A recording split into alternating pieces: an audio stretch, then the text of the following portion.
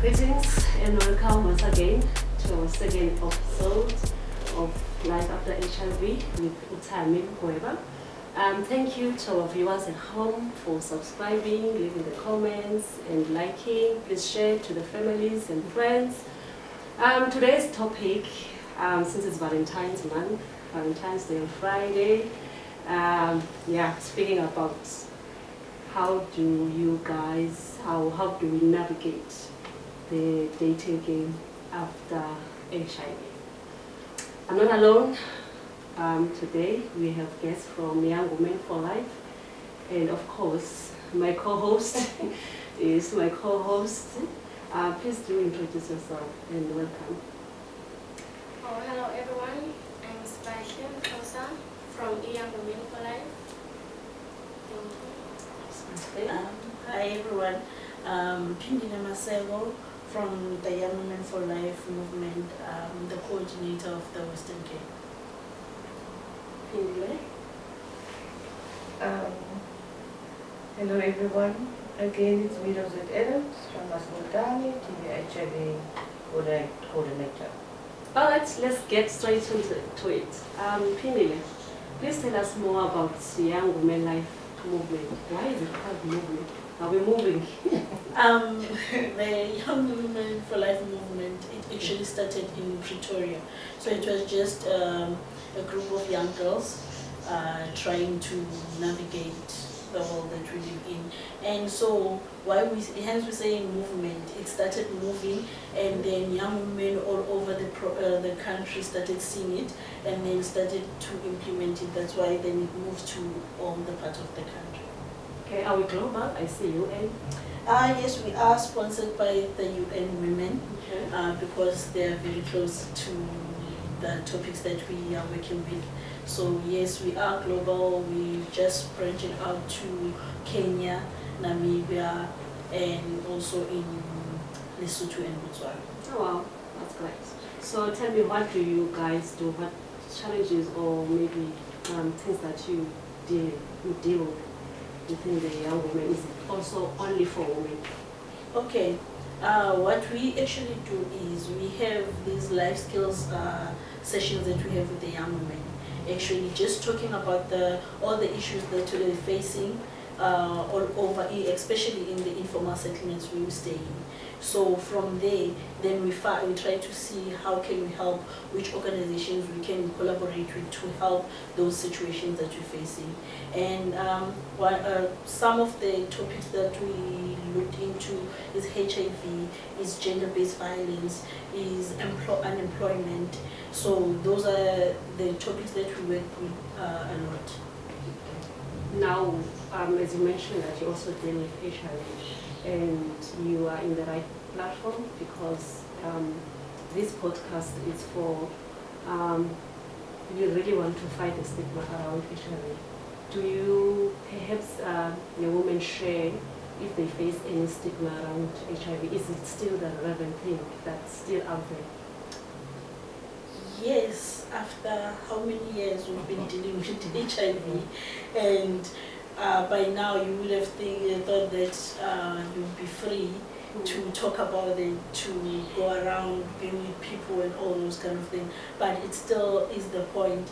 There are still some areas or places where you find when you're talking about it, it's a taboo, and people now want to distance themselves from you and all those. So when we are having these sessions, we find it really that it is still happening, and a lot of the young women are also being projected to that, and now it also leads to maybe, if also Ms. Nadine can also protest to this, that now they find themselves not wanting to share or not wanting to come forward with it. So that's where we come in as the young women, whereby we just try to encourage them and also show them that which way they can take. Okay, that's really nice.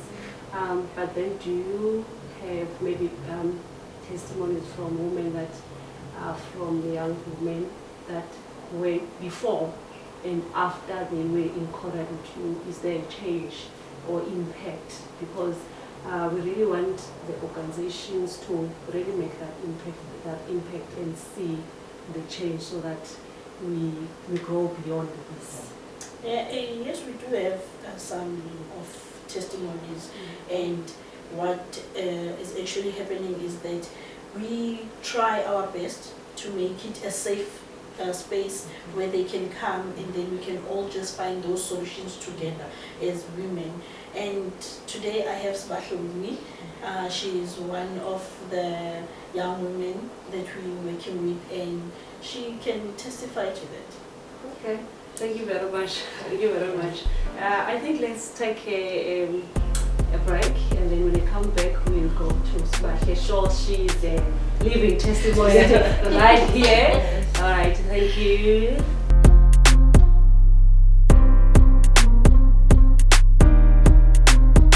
Welcome back again from the short break. As we mentioned, we have Sbahle from Young Women as well, who is also living with HIV. Thank you for being brave and coming to the podcast. I know it takes lots of courage. Thank you very much. Please share your journey. How did you get to know about your status, and also how did you take it? Well, it wasn't easy for me, but as for Pindile, she was there for me, and she is also the one who asked if I can go and test for HIV because I was sick after I get raped. Then go to EPISODE clinic, then I tested, then find out about HIV positive. Yo, it couldn't go easy at all. Can you imagine? Yeah, Yeah, and especially now you mentioned something different. You know, when people take this thing of a stigma, some they don't know what people went through to get HIV. yeah. They all think that you were some whore or sleeping around and all of those things. And then they will throw the stigma, and it kills you because you did not apply for this thing. In your case, you were raped. So how did the community or your family, I know Pindile was there as a support structure, in case you were fortunate enough, but your family, friends, and the community, or maybe you have not shared, how did you maneuver around it? Like for the first time, I was also like ending as but I had to go to Nabonden's babe comfortable around me and we're going to easy shame at all. Because umuntu usitya ngecephe elacephe ngalo akazolisebenzisa. And as for ifamily yami, yeah, it was hard for them. But then alright, and I had to go and stay with her because he really wasn't correct at all. Correct. So I had to go and naye because kuyinto beyi-understanda yonke laa nto, and kuyinto ondenze ndakwazi nami ukuthi ndiyi-accept. Wow, thank you, Pindile. Thank you. We really need people like you because it's because you are liberated and you deal with these kind of things. But how do we because I feel like the government and all the NGOs have been doing this work to educate the community. So it's so sad to know that some of our families, friends, they still have not accepted. Perhaps what can we do as an organization to liberate the minds of our people to accept this thing? I think the other thing is whereby now, for example, for me in Sbahle, it was a smooth journey because I'm also HIV positive. So whereby now a stranger is going to come to be talking to you, and they don't really know what you're going through. So I think we need more people who are experiencing it, who can be able to talk from experience, because now you're going to be telling me, hey, it's fine, just go to the clinic and take your medication, but you don't know the trauma of it. So that's why I think it was so easy for us to go through this journey together, because I already had experienced it, and I can say I had ways now to navigate through it. Okay. Rosette, please, from the professional side, since you were professional as yourself, how can you say about this? How do we get our communities? How do we teach them? How do we? Honestly, I don't know what to say because it's really depressing. Yeah. Firstly, I have a question for both of you. Just wanted to know, what was the reaction of the councillors at the facility? And Yes. I want your honest opinion. Thank you for that question, Yeah. please. Because for me, I went for counseling, right? And I felt that the counseling is only for medical side of things, not like for spiritual, mental, and all of those things. That's how I view it. And I think there's a gap. They only prepare you before you test that, you accept the results, and then through the result, then you can start medication, there's prep, there's this. But your emotions, because that brings shock. I didn't see the gap. I don't know, how did you guys? And as for me, I felt like my life, it's normal. And they didn't go for that. They only told me that I must take my medication and my spiritual count will be fine and all that stuff. But they didn't ask how do I feel with it. Yeah, and I also remember us protesting that, but she still need counseling, and they kept on telling us that she got counseling, and I was like, which counseling? Because from my understanding, which counseling we were talking about and the counseling that they were talking about were two different things. So I was like, but there's no counseling that happened. Yes, I actually just want to apologize on behalf of the councillors inside, because let us look at them also. Everything is so limited because they are taught to do that preparation for the patient when it comes to the medical side of it, when it comes to adhering to the medication. And you do find those counsellors also, although they say to us, it's now the spiritual side mustn't come in.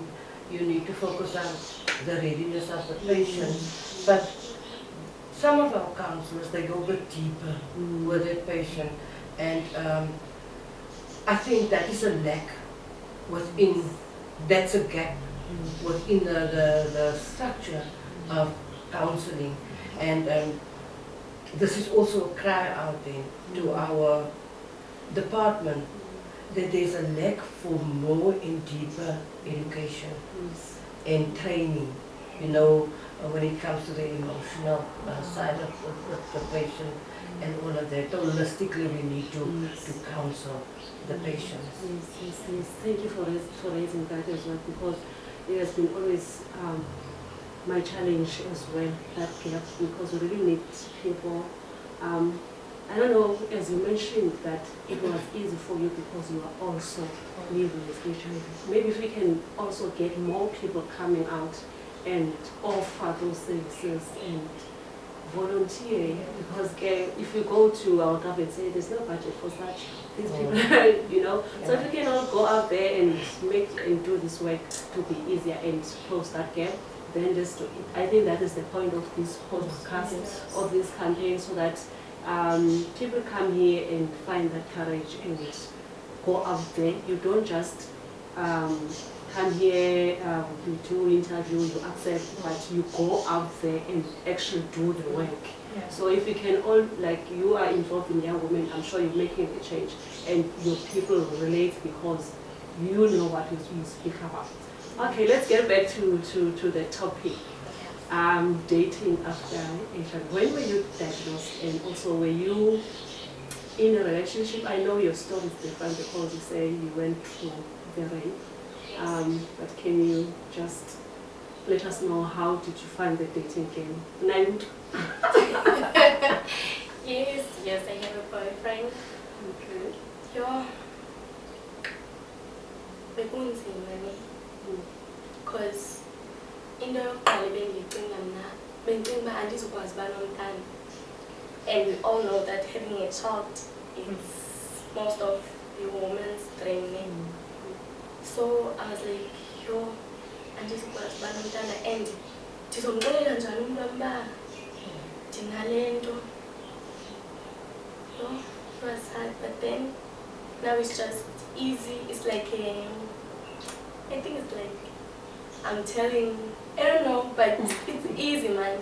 Because I can talk with my boyfriend, then tell him about, okay, I'm HIV positive, but yeah, the treatment I'm also affected.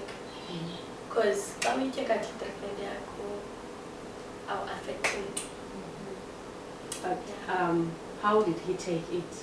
Or is he the first boyfriend after you were diagnosed? In the beginning, how was the process? Okay. Like, lo bendizula naye ngotya.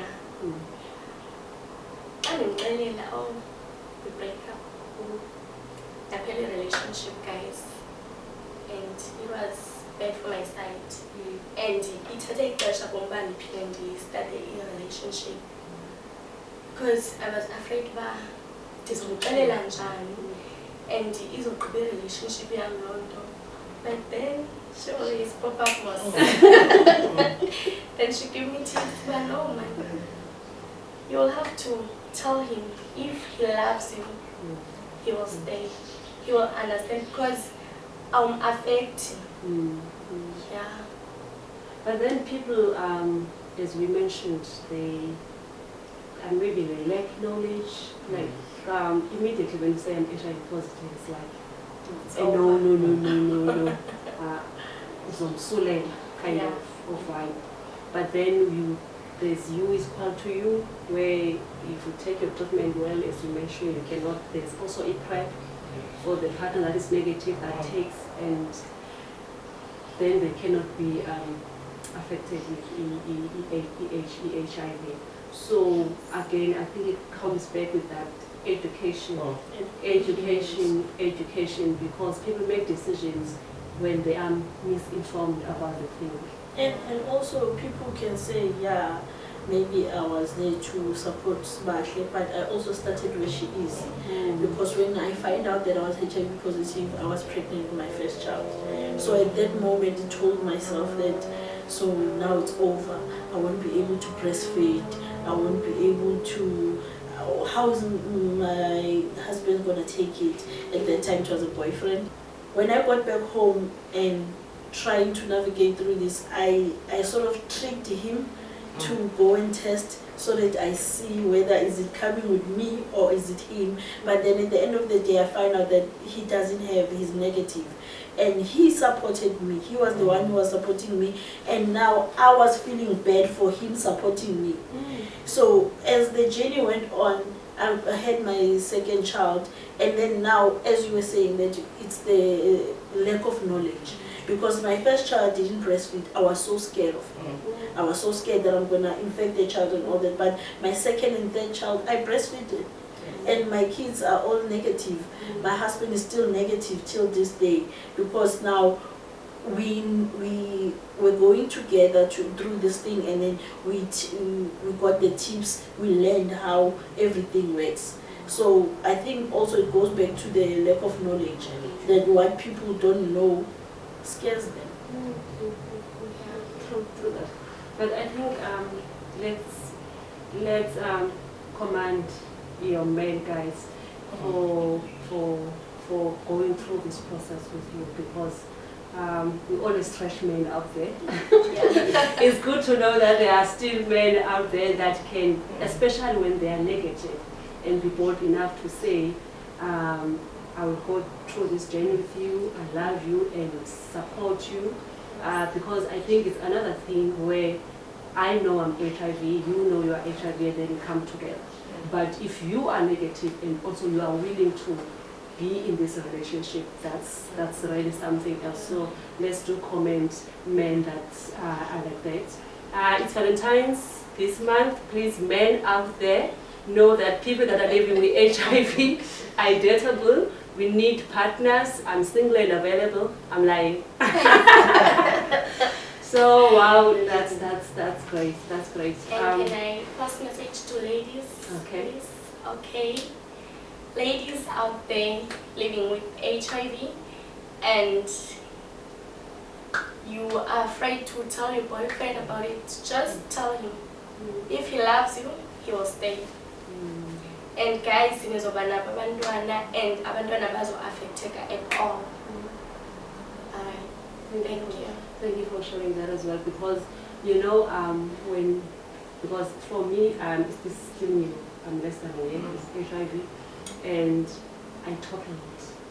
And my friends were like, no, don't disclose. If you are treating you're taking your pills and you use protections, then you don't have to disclose. And I was like, no, man, I need to be honest. That person must make an informed decision as to, I want to be with you. But there's also this thing that, because that I know I'm taking my medication and we can use a condom, therefore it means I must not disclose. We need to encourage people to disclose prior, even before the dating phase, still early days.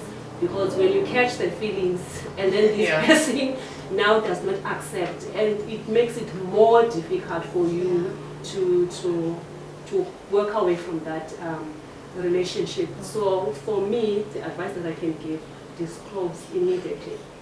Then the person can say no or yes, it's up to you. It's his loss or her loss. Just be honest and tell and tell up front about your status, so that you avoid breaking up or after you've worked a long while. So I told myself I will disclose. Because even if you are fishes of But people are afraid of rejection. Rejection is it's another thing. And also the good thing about speaking and disclose to your partner is for you to have that relief, for you to be that free person and not to hide and to live secretly. Because sometimes you might not take your medication because someone is Around you. Yeah. For me, what I always say, I've been living with HIV for 14 years now. So what I always say is, people like in our sessions, the first, I don't know, but now it's in me. Every time I introduce myself or something, and they have to be the HIV joke that I put out there. Then people will be like, "But why do you do that?" I'm like, people are gonna talk about you. I'm like, you know what? You take it. You go and talk to it to Rosette. That's your own monkey to give peanuts to. I'm eating my medication and I'm healthy. While you're still talking about my status, do you know yours? So it's always gonna come up. It's always gonna come out, whether you hide it or you don't hide it. So it's better you talk about it while it's still fresh. Why not talk about it? Yeah, it's what I mentioned on our last episode as well. As like when you speak out, people also get ashamed. Why are you speaking about it? Why are you open about it? Why are you always making jokes and sharing about it? It's like they treat it as this thing. I think also to come back to you, that on the professional side, when you ask that question, how the counseling and when it goes to stigma as well. Please elaborate this thing, because I also encountered it. Like this morning, I went for my medication. It was my appointment, and I'm also diabetic, right? So there's that confidentiality clause with medication, with the pharmacist when they give you medication. But you see, you are alone in the window. But when they give you medication for diabetics, they'll say this is metformin, you take 2 tablets a day, this is insulin, you inject 15 units at night, and when it comes to HIV, it's like, and I'm like, okay, but why? I understand confidentiality, but then why is it different from metformin 2 times and HIV? You know, I think it's still because of stigmatization. Because many of the patients now, you know, most at our pharmacies, they call your name, then you're standing, then someone else will also come, just maybe want to ask something. And it's just to protect you also. You understand? It's to protect you because we deal with confidentiality. So if I'm gonna explain and say to you, you know how to use blah blah blah blah blah, you understand? You know, we also want to protect our patients. For the next person that is standing there, there's always a person coming to ask a question. It's just to protect them, because at the end of the day, it's like the person who will come to the window never knew that I'm HIV positive, but now the pharmacist explained to me now again how to use my medication. That person will go out and will tell others, you know. So it's more about protecting the patient. Because I think with me, with the talking so much, just talking anyhow, even at home, my medication just sits anywhere, anyhow. So I actually lost a friend because of not talking about it, just me leaving my tablets like that. And then she came in one day and she asked me, why do you leave the tablets like this? People are going to see it. And how I answered her was, if you come in and you know what medication is that means you're also taking it. If you know what medication, it's sitting there. It's nobody's business, but if you know what is it for, that means you're also taking it. You know exactly what it is. So why must I hide it? And she never came back to my house. And that's the thing, I think people always like to project their fears. And yes, it comes from within. So it cannot be person that is living with HIV, because that person can find courage and to say, wow, Pingil is not ashamed, she's taking this. But if a person that is living and has those fears, then they're going to project them onto you as to, like, oh, okay, she was pregnant and you are still living with her in that shape. But I want to come back before we take a break as to those people that are out there that have been rejected so much when it comes to love. That can be very painful because you isolate yourself, you give up whenever someone loves you, just to encourage them that they can still find love, and also those that reject people that with HIV, that how can they be there and accept and also not get affected. Then we'll get to that when we come back from the break. Thank you guys.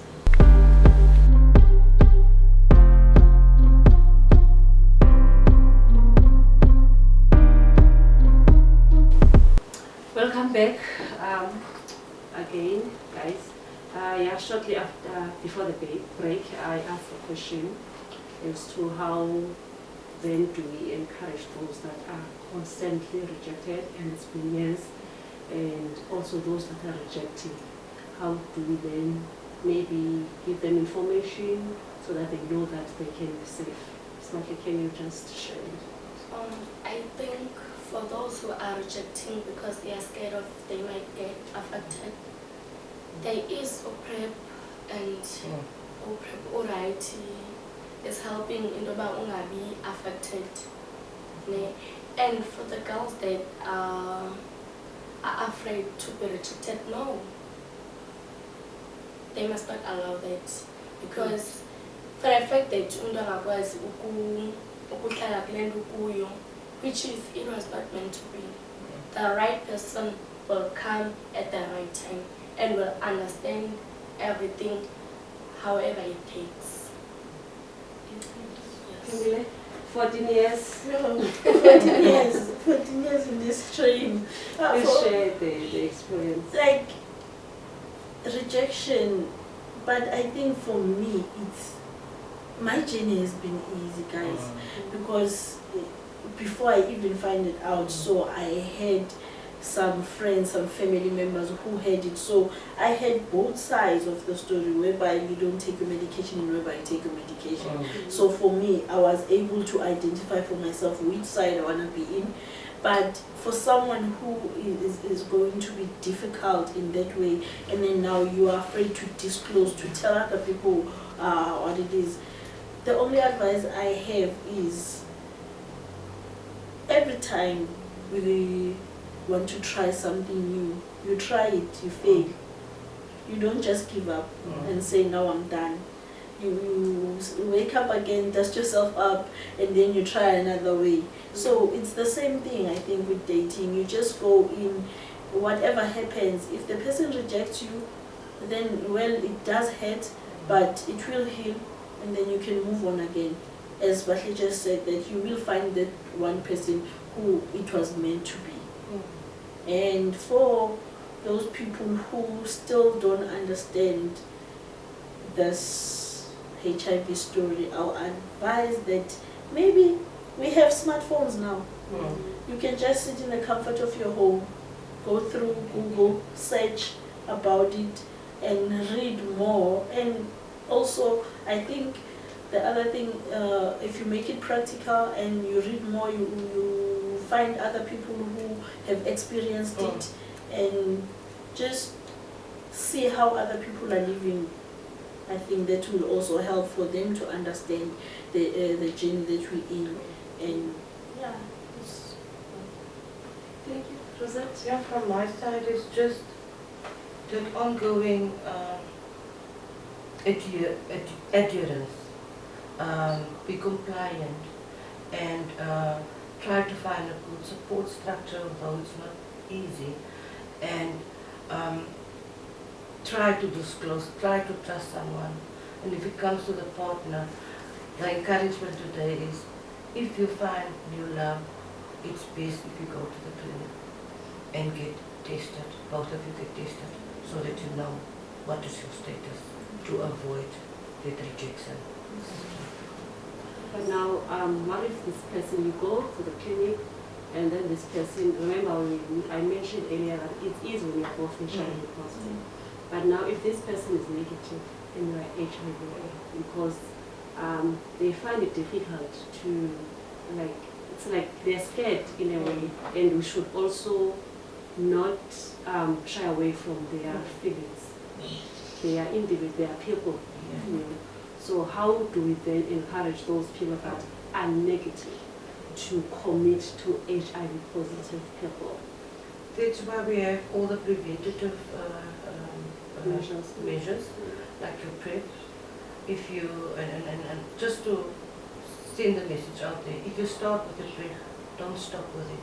It's something that you must continue with, because that is the intention out there, that you only use it once.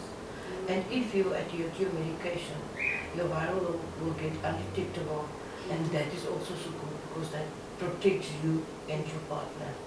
And again, yes, although people don't want to hear about the condoms, be wise and condomize.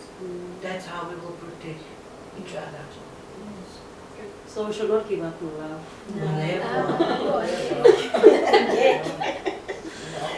Okay, I think let's conclude or come to an end of our episode.